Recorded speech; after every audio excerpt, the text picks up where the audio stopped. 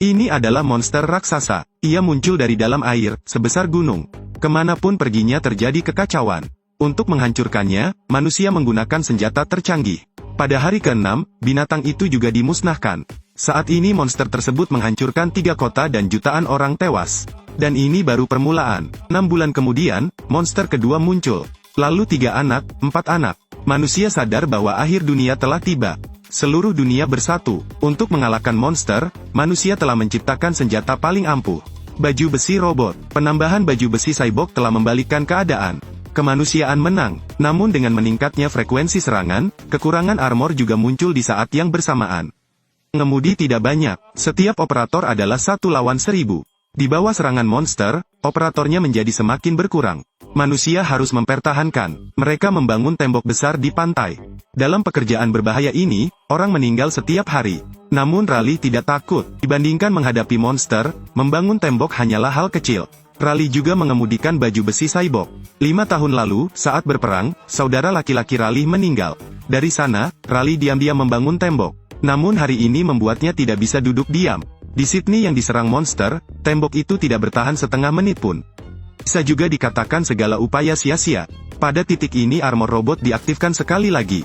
Panglima itu menghubungi Raleigh, ingin mengundangnya kembali ke medan perang. Dia ingin membuat rencana. Ternyata monster tersebut berasal dari lubang 2 dimensi di dasar laut. Hancurkan saja lubang itu, ada kemungkinan untuk menghentikannya. Manusia akan bertarung bersama 4 armor cyborg yang tersisa. Yang pertama adalah Storm Crimson Tiongkok. Set kedua adalah Cherno Alpha Rusia. Set ketiga adalah Eureka Riders Australia. Dan baju besi terakhir adalah robot yang digunakan Raleigh untuk dikemudikan. 5 tahun yang lalu rusak parah. Saudara laki-laki Raleigh meninggal. Hari ini, baju besi itu dikembalikan ke medan perang. Namun Raleigh masih membutuhkan pasangan. Kandidat terbaik adalah gadis Jepang Mako. Namun dari percobaan pertama di antara mereka ada masalah. Menghubungkan membutuhkan 2 operator, yang menggabungkan semangat keduanya. Tapi Mako menderita trauma mental yang parah. Kenangan menyakitkan itu membuatnya hancur. Senjata armor itu diaktifkan. Luncurkan saja, seluruh pangkalan akan diratakan. Seorang ilmuwan memutus aliran listrik ke armor tersebut. Simpan 1 gol untuk semua orang. Tapi monster itu datang lagi. Kali ini muncul 3 monster.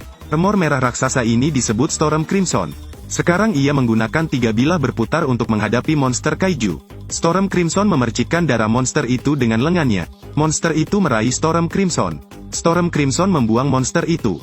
Saat ini, Alpha di belakang menggunakan pisau untuk menyerang. Tapi sekarang monster itu terlalu kuat, Alpha belum sempat memukul dan dikalahkan terlebih dahulu. Monster itu membidik Storm Crimson, ekornya terangkat seperti kalajengking. Storm Crimson telah dihancurkan. Gadis Rusia itu memutuskan untuk membalaskan dendam mereka. Namun monster di depannya tiba-tiba memuntahkan asam kuat. Alpha segera terkorosi, dan kemudian seekor monster menyeberangi lautan.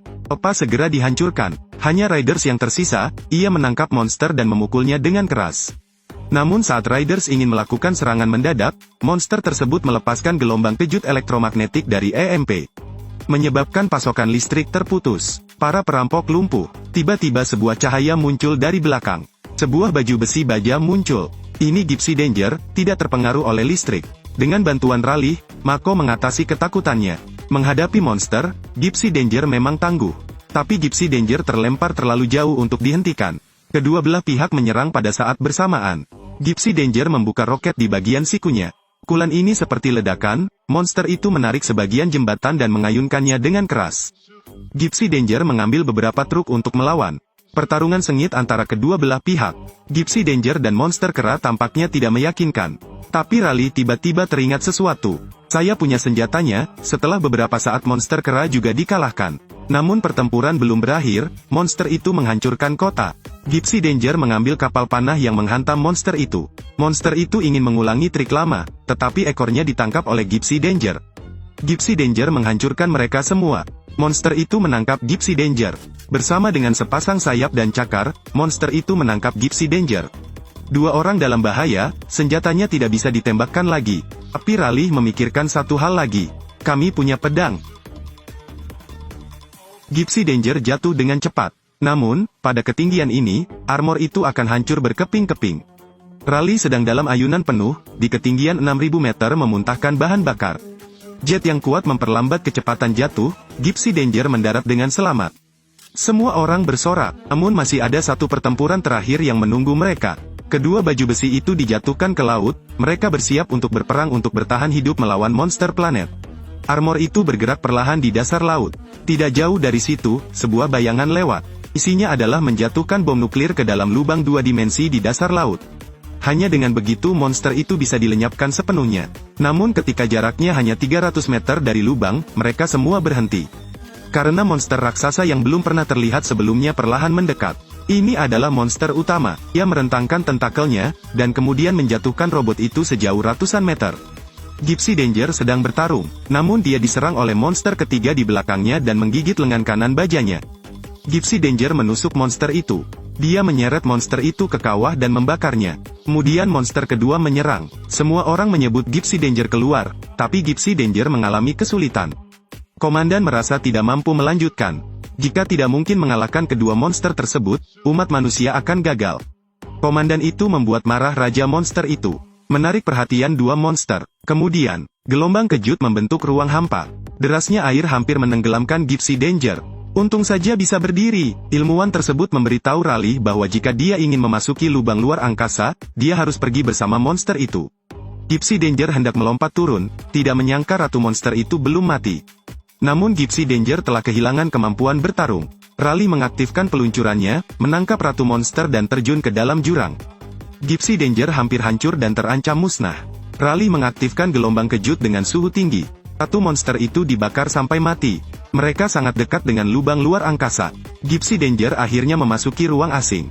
Namun oksigen mereka juga habis, Mako mengalami koma dan kehilangan kesadaran.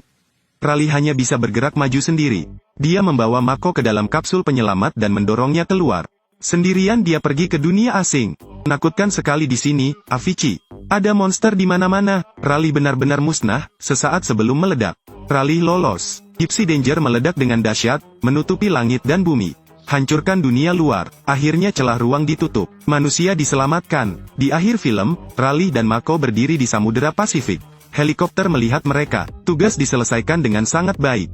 Manusia pada dasarnya mungkin lemah, tapi begitu bersatu, mereka pasti tak terkalahkan. Bagaimanapun, perjalanan kita adalah bintang dan laut.